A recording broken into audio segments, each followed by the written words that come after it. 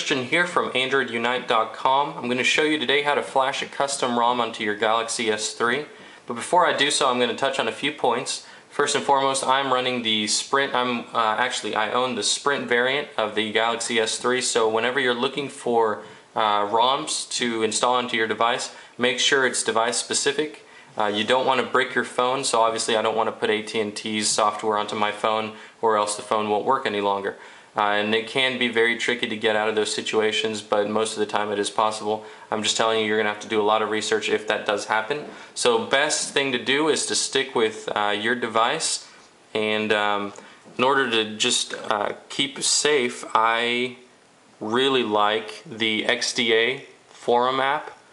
So when you click in and click over to forum, it'll allow you to pick what device you've got, so it's going to list them here all for you. I've already done so, and I've actually favorited the 3 devices that I work on: the Motorola Atrix 4G, which is my friend's phone, the Sprint Samsung Galaxy S3, which is mine of course, and the HTC Evo 3D, which is my wife's. So I'm going to go ahead and go into the forum for the Sprint Samsung Galaxy S3. You're presented with a few options here. The best ROMs are usually found under either Android development, but you can find a few under original Android development. These are more specific to AOSP ROMs, such as you could find a CyanogenMod ROM in there listed, AOKP for sure, which is the Jelly Bean version that I like to run. But for the sake of the majority of them, they will be found under Android development, no matter what forum you're in. I run the very first one on the list, Team Sonic Free GS3 version 0.1.1. As of 8/26 it's been updated, but I actually found one by Paranoid Android that I saw, and I thought that it was really interesting. It's sort of a hybrid ROM mixed between tablet and the regular Jelly Bean phone. So as soon as I find it here, I feel like I just saw it a second ago and I might have passed it up.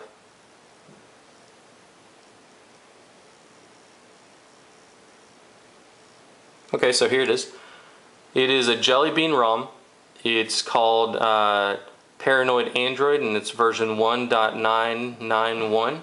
I've already gone ahead and downloaded it, but just to show you how easy it is, usually when you click into one of these, you'll just want to go back to the first page, because it's usually a pretty long thread, but to do so, just click on the double arrow here. And then it's just going to give you, usually the OP will give you a description of the ROM with a few screenshots and installation instructions, as well as a download link. So obviously always read the instructions, because you always want to make sure and use the procedures and the add-ons that they may need in order to run this specific ROM. For this one, I'm going to need Google Apps, which I've already downloaded for Gingerbread specifically, and it says that you should use Clockwork Mod, but of course I'm running the Team Win Recovery project, so it's otherwise known as TWRP 2.2.2. I really like it since it's touch-based, so I'm just going to go ahead and stick with that. Sometimes you can get away with it, sometimes you can't. It's always best to follow whatever the ROM developer says to do, but I like to push the boundaries sometimes. So for the sake of this instructional video, I'm going to keep my recovery, which is TWRP, and show you where I've now placed the files. So I'm going to go over to Root Explorer, and on my external card, once I navigate there, I'll show you what I've created. I've got a specific folder named labeled Custom ROMs, and in that folder I've got the 3 that I use the most often. Actually, one of them I just downloaded, which is that Paranoid Android, the one that starts with the PA. But the other 2, I go back and forth, I make sure and keep them updated, and I've got a separate folder for Google Apps. Again, always flash the Google Apps version if it is required so in the instructions. Some ROMs include the Google Apps in them, others like to strip it out just to save some space. But unfortunately the Paranoid Android did not.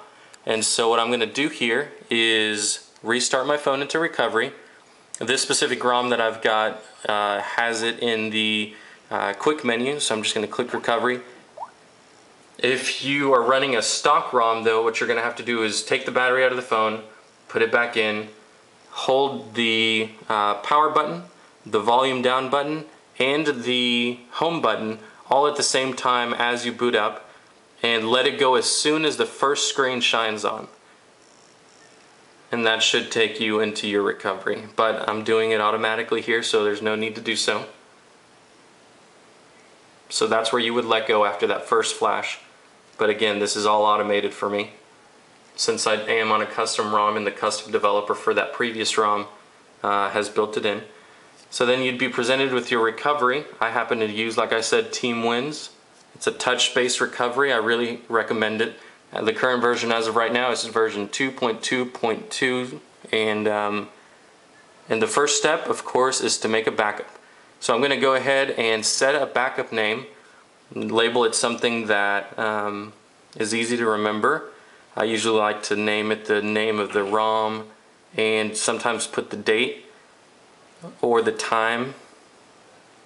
So I'm going to go ahead and say it is 0.1.1.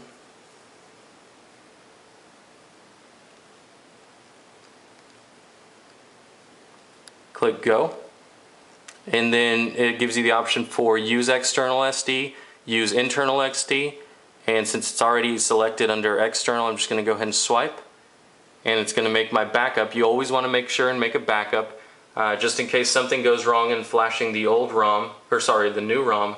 You can always go back to the old ROM. So I'm going to go ahead and cut away here and show you the window that appears after it's done making the backup. Hey everybody, we are back, and the backup has been successful, as you can see up there at the top.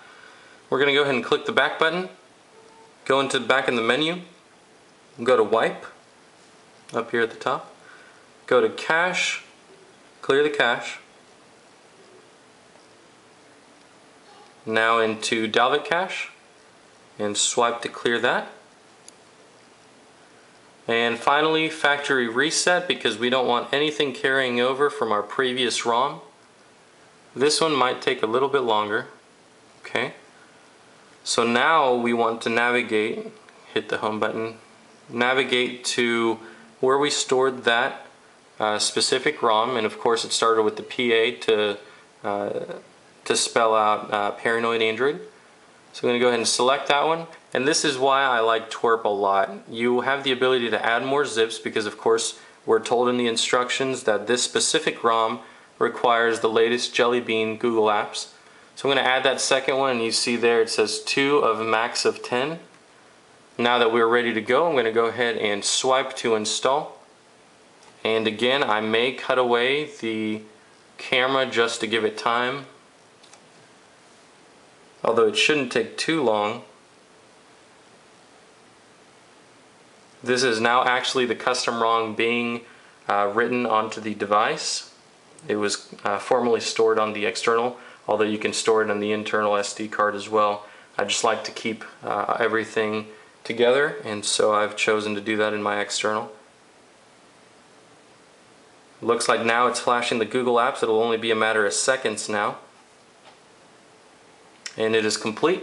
So for the first time, I'm going to lay eyes on Paranoid Android's ROM. So as soon as I click reboot, we should see the splash screen. And we do. I'm not really sure what the boot animation is. I hope it's really fun. It's actually one of my favorite things about flashing brand new ROMs is seeing the new boot animation. There it is. Little jelly bean jar with jelly beans inside of it. I'm not sure if you can tell, but they're opening and closing their eyes. It says Paranoid Android. Now the first time you boot up a brand new ROM, it will take the longest. After that, it'll boot up just like any other ROM would fairly quickly. And since we did factory reset before we installed, we know that we're guaranteed the experience that the ROM developer intended for us. But it also means we're a little inconvenienced in having to download our apps over again and signing into our Google account. So here we go. It is installed successfully. Let me just go through a few of these steps. Okay, so my phone is now signing in after I've entered my credentials. Go ahead and click next. It's contacting Google apparently.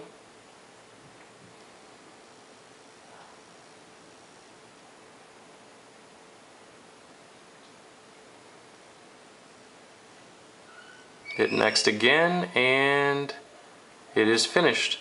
We should now see the home screen here.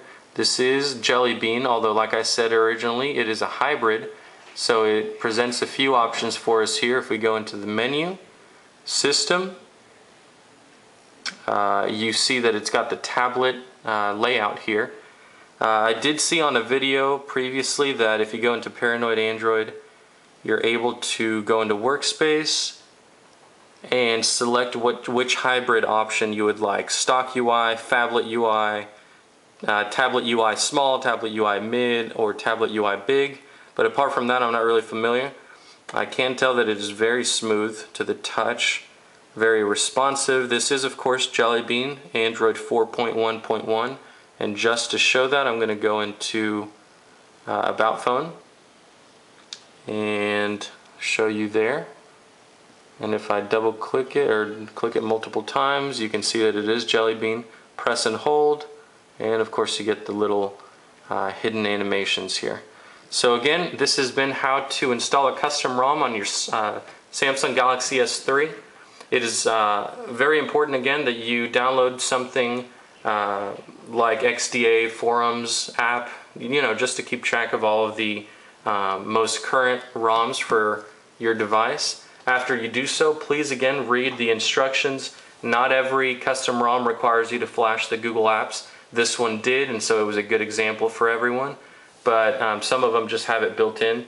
Please read the instructions, use the custom recovery that they request, unless you want to just play it by chance and do it like I did.